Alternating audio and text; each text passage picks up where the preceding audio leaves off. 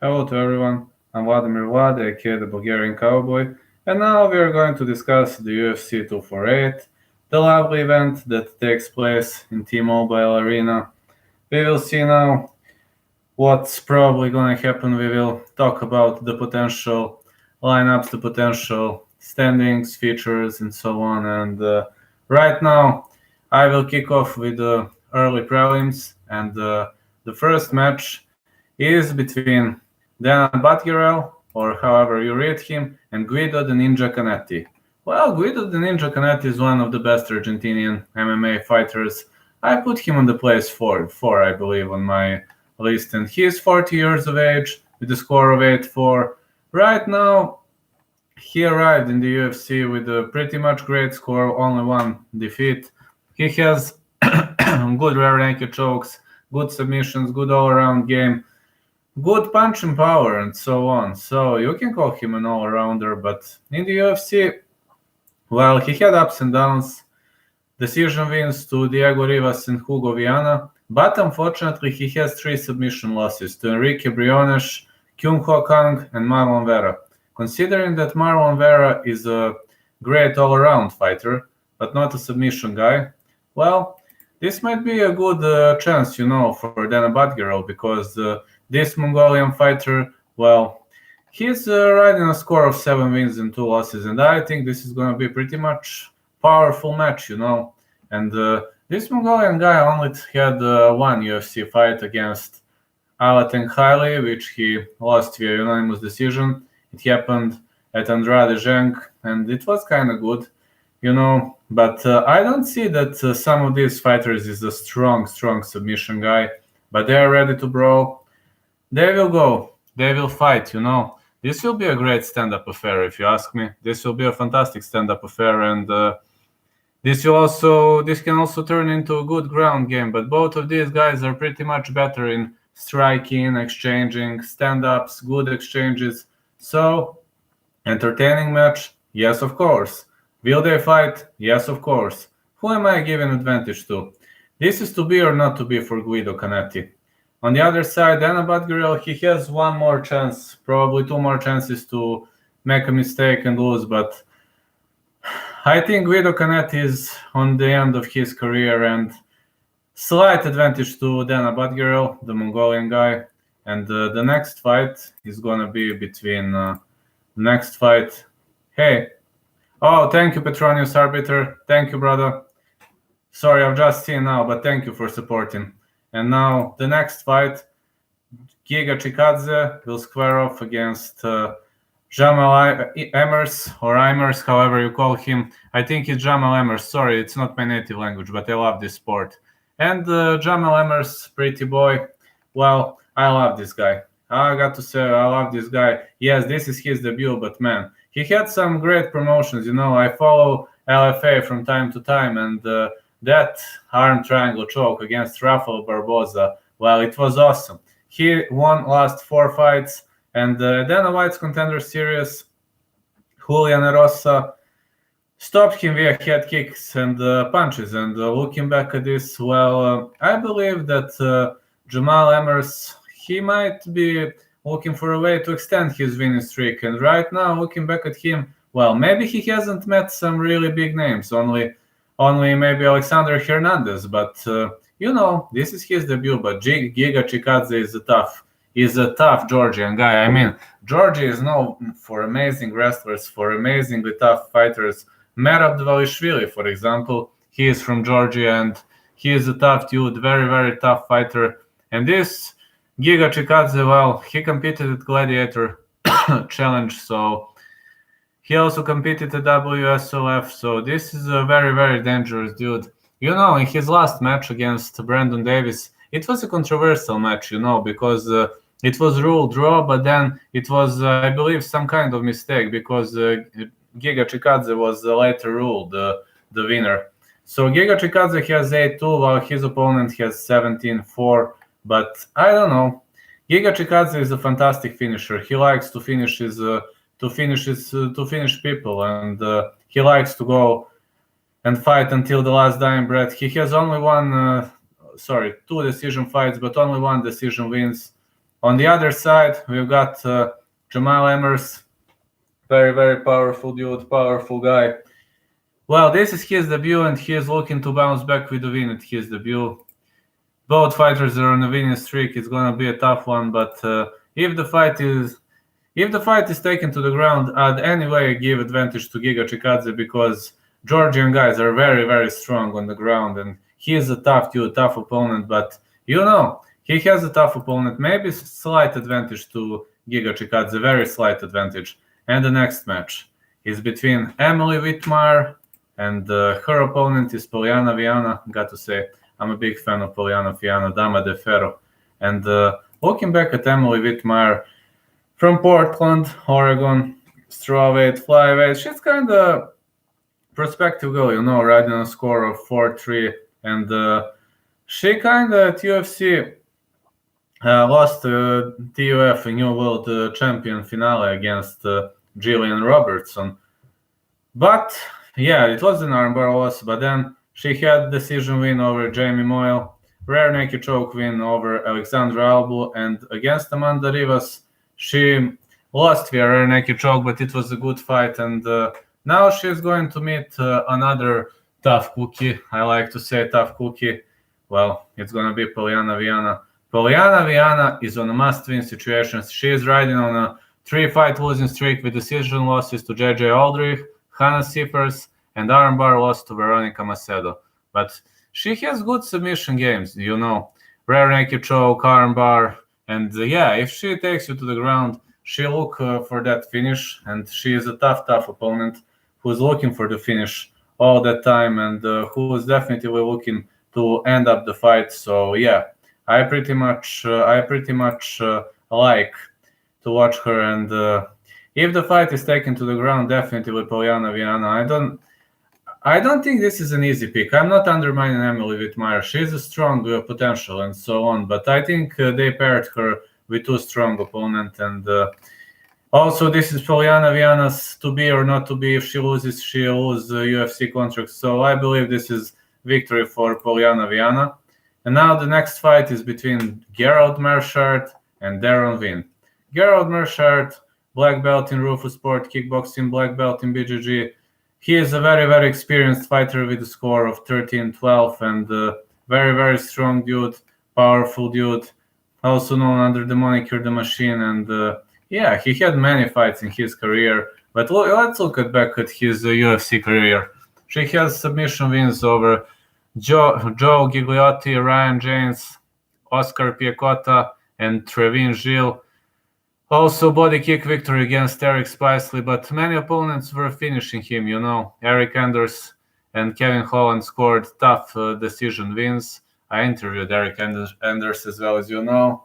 Jack Hermanson scored guillotine choke submission win. Thiago Santos won him via TKO. So the guy is looking to finish via submission. He is amazing on the ground.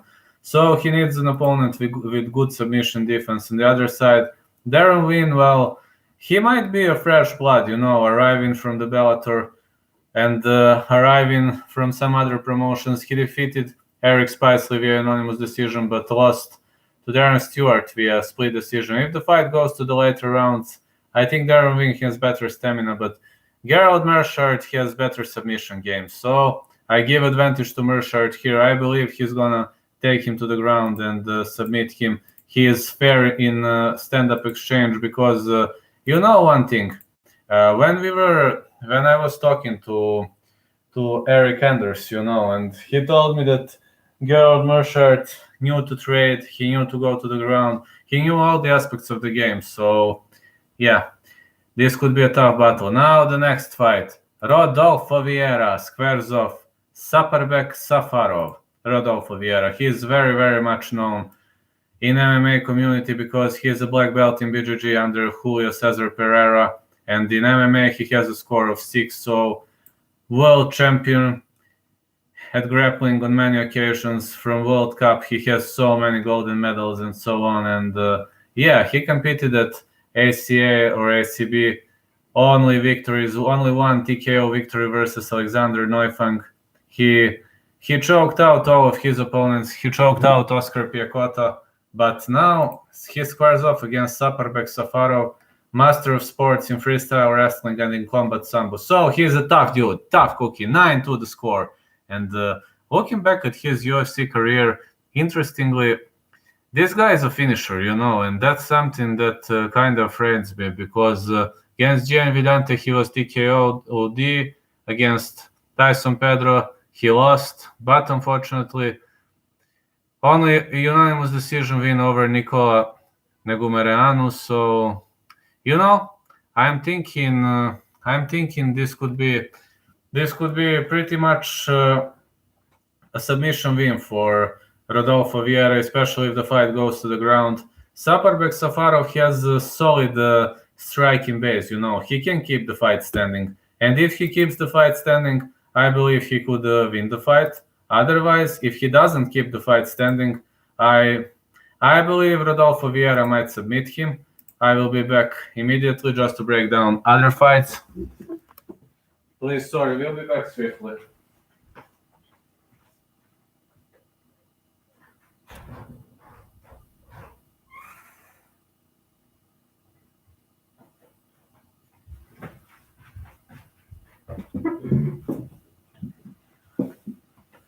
Sorry guys, it's a bit too hot in here and the heating is strong. And the next match is between Mark Madsen and Austin Hubbard. Mark Madsen, you know him as a Danish wrestling medalist. His nickname is the Olympian, riding a score of 9-0. He won many silver medals on World Championships in Olympic Games. Also won a silver medal at Rio de Janeiro. Very, very tough fighter, amazing wrestler, amazing wrestling. And he made a big surprise against Danilo Belardo, whom he finished via TKO punches very, very swiftly. And now looking back at this, this was his first real fight. So he doesn't have some strong opponents aside Danilo Belardo. On the other side, Austin Hubbard, 11-3 the score. Well, he is a tough dude and very, very serious test. Very serious test. He competed at LFA. He competed against some very, very strong names, and he is also a finisher. Yeah, he has some chokes, but he is a finisher. He likes to wrestle, he likes to fight, and he is a strong guy. He lost via decision to Davi Ramos, then bounced back with a decision win over Kyle Prepolec. So this is going to be a tough battle, and Austin Hubbard, he is not an easy guy to take down, but all right, Madsen will shoot in immediately. We all know that. If Madsen takes him down, he might maul him, but Austin Hubbard has good submission defense, good mauling defense, and he knows to trade shots. I believe he is better in the stand-up. If Austin Hubbard wants to win, he has to keep this fight standing. Mark Madsen, he will try to shoot in, and he doesn't have much experience in octagon. He will probably go too low and so on. Maybe Austin Hubbard should work on his knees. This might be the way to win this fight, but we never know, I mean, if Mark Madsen takes him down, of course, I'm going to give advantage to him. I mean, of course, because he is a wrestler now. Sean O'Malley versus Jose Alberto Quinones. This is the fight that's going to close the preliminary card. And yeah, this is going to be interesting because Sean O'Malley is also an undefeated prospect, riding on a great score, and 10-0. But Sean O'Malley had some controversies and such things in his career. So let's now see what this event brings for him. He defeated many fighters. I mean, he knows to punch, he knows to kick to the head, he knows to spin. I mean, at LFA 11, his spinning hook kick against David Nuzo, it's still in my ears, it's still ringing. At Dana White's Contender Series 2, he scored a knockout victory over Alfred Kashakian, who now competes at Bellator MMA. And he has 2 decision wins over Terion Ware and Ondrej Sukamtat. So Sean O'Malley is a very, very promising prospect, a very promising name on this list. He squares off against Jose Alberto Quinones, tough Mexican guy. All right, this guy is not a finisher. We all know that. But Jose Alberto Quinones with a score of 8-3, he is an expert for long battles. He likes to fight to decision. He likes to take part in tactical exchange. He lost TUF Latin America Bantamweight tournament final to Alejandro Perez. Before then, he even lost to Davi Ramos. but he also has a win over Alejandro Perez from the early stages of his career. The guy has only one stoppage win where he choked out Leonardo Morales, and then decision wins over Joy Gomes, Diego Rivas, Teruto Ishihara, Carlos Joaquin, and submission loss to Nathaniel Wood. The other side, Sean O'Malley likes to finish. He likes to finish these bouts, and he will look for the way to finish it. He will do everything he can to finish this fight and not to go into the later rounds. So Sean O'Malley has better punch power. He hits harder, and many people will not agree with me, but I expect victory for Sean O'Malley in the earlier stages of the game. But if the fight goes to the third round, I'd give advantage to Jose Alberto Quinones because he is pretty much dependent on that later round, and he is a very very wise guy.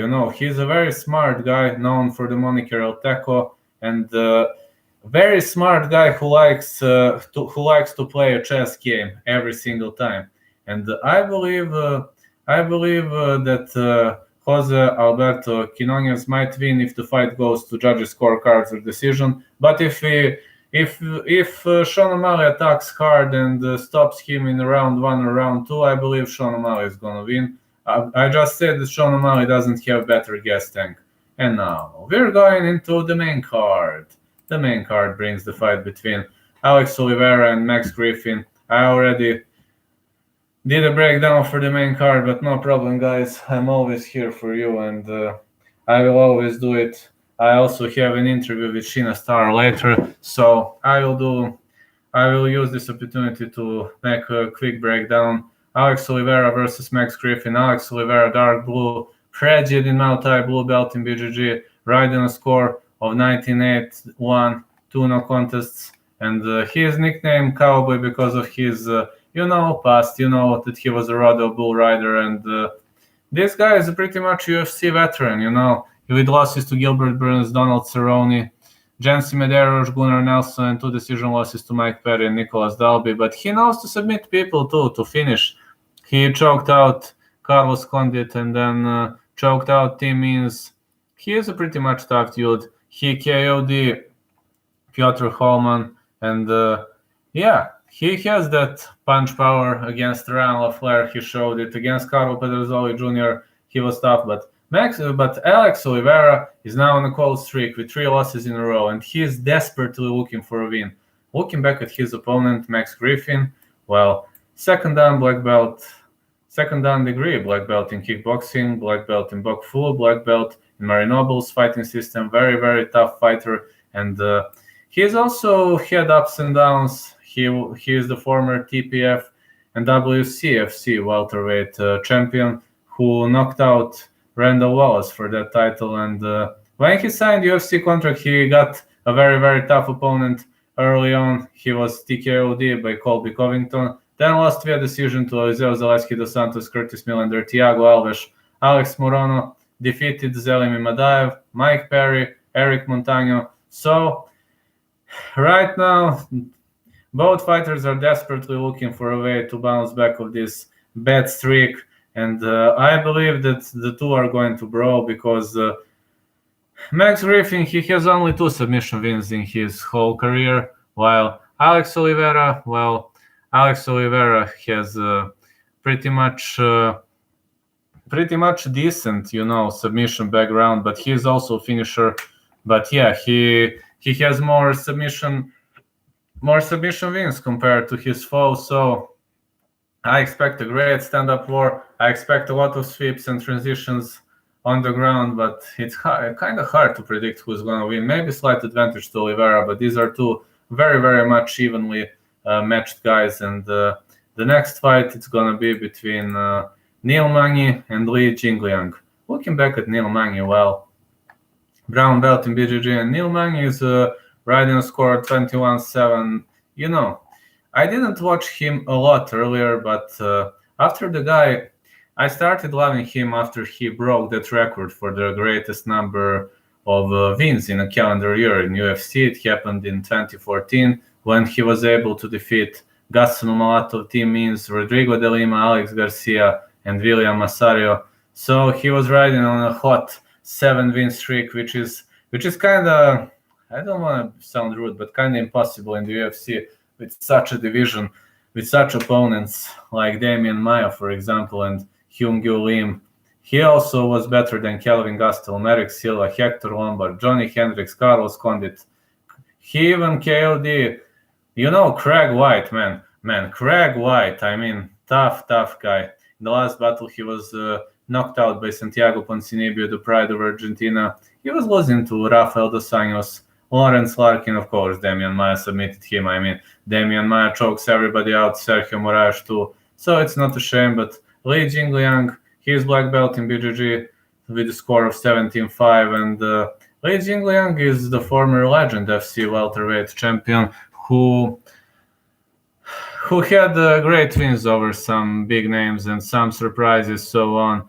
He only lost to Nordin Taleb, Keita Nakamura via technical submission, and Jake Matthews. He's riding a score of 3 wins in a row with victories over Daichi Abe, David Zavada, and Eliseo Zaleski dos Santos. But David Zavada, that was body kick, TKO, and punches. He was poor in big shots. And Li Jingliang also has 3 Performance of the Night awards, 2 Fights of the Night, so he will fight until the last dying breath. He is a finisher with a great knockout power, maybe a slight submission game. I mean, fair guillotine chokes and such things. But against Neil Magny, I mean, these two are going to brawl. There will be no respect here. These two guys are going to fight, and I don't think we'll watch round number 3. But if you ask me who's going to win here, well, I would give slight advantage to Neil Magny because he's looking to bounce back from a win. But Li Jingliang is a tough dude, so this is going to be a tough one. And Benel Dariush, well, we got another tough dude,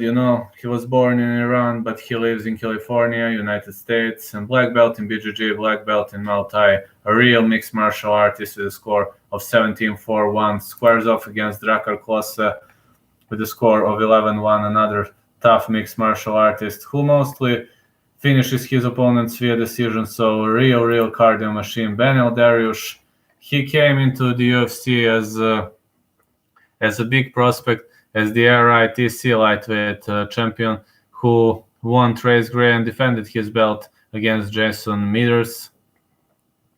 Charlie Brenneman was his debut fight where he won via rear naked choke, lost to Ramsey Najim, then won via submissions against Anthony Rocco Martin, Darren Cruikshank. He even won Big Jim Miller on decision. If Jim Miller doesn't choke you out, it means a lot, He KO'd James Vick, has wins over Rashid Magomedov, Thiago Moses, Drew Dober, Frank Camacho, and these are choke wins, so Performance of the Night. Very good submission skills by this amazing fighter. And he was losing to big names like Edson Barboza, Michael Chiesa, even Dunham fought to a draw. The only surprising moment of his career happened in his match against Alexander Hernandez, where I got to say that he surprisingly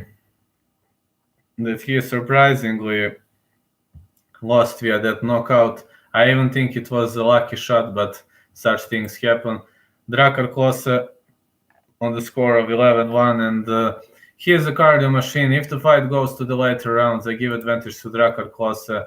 But I know Benel Dariush is a tough dude, riding on 3 fights winning streak, and first or second round are the area where he dominates, where he definitively defeats every single foe. And I mean, I see the victory for Drakar Klose only if the fight goes to the later rounds or the 3rd round.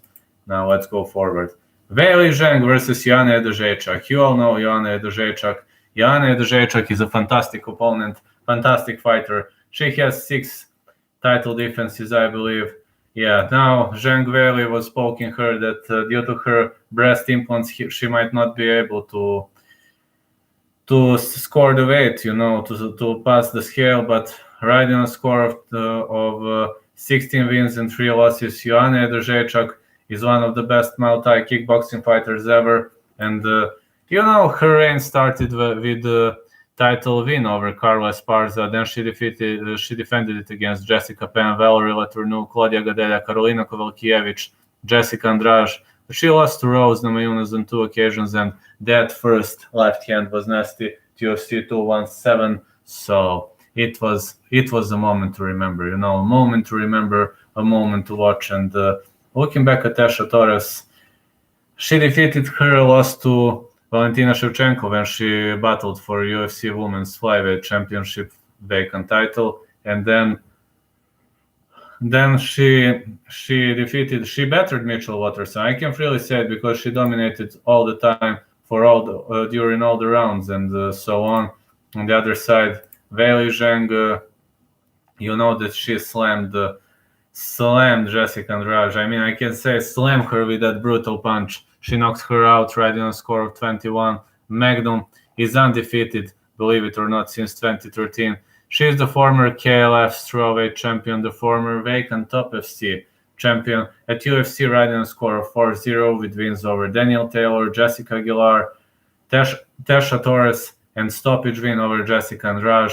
She is the champion now. Now Joanna is looking for the opportunity to regain her belt. I think Weili Zhang is a stronger girl, but if the fight goes to the later rounds, I can give advantage to Joanna Jędrzejczyk because she has a gas tank from hell. Against Mitchell Watterson, she was not slowing down, and I know she is in a fantastic shape right now. But Weili Zhang is a finisher. Weili Zhang is a tough fighter, and there is one problem. Weili Zhang has never fought for 5 rounds, so I really believe Joanna Jędrzejczyk has to survive first 3 rounds if she wants to go for the knockout. If a knockout happens, it will happen by Weili Zhang. But if the fight goes to the later rounds, I vouch for Joanna Jędrzejczyk. And now the main event of the evening. I filmed a video about it. Israel Adesanya versus Yoel Romero. You know Israel Adesanya also as the guy with an undefeated winning streak, the former Glory middleweight champion, blue belt in BJJ, and the former ASC middleweight champion, the former vacant Hex Fighting Series middleweight champion.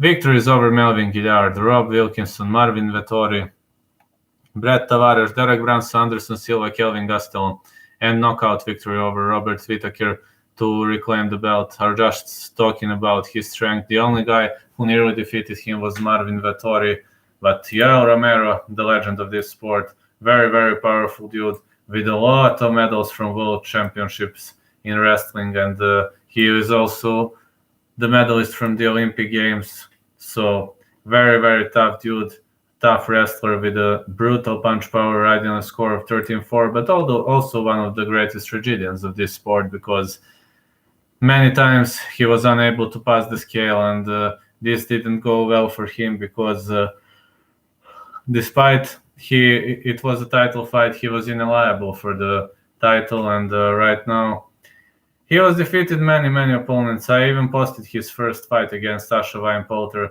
whom he ran through after only 48 seconds. And after the loss to Rafael Cavalcante at Strikeforce, this was the only time when Yoel Romero was knocked out.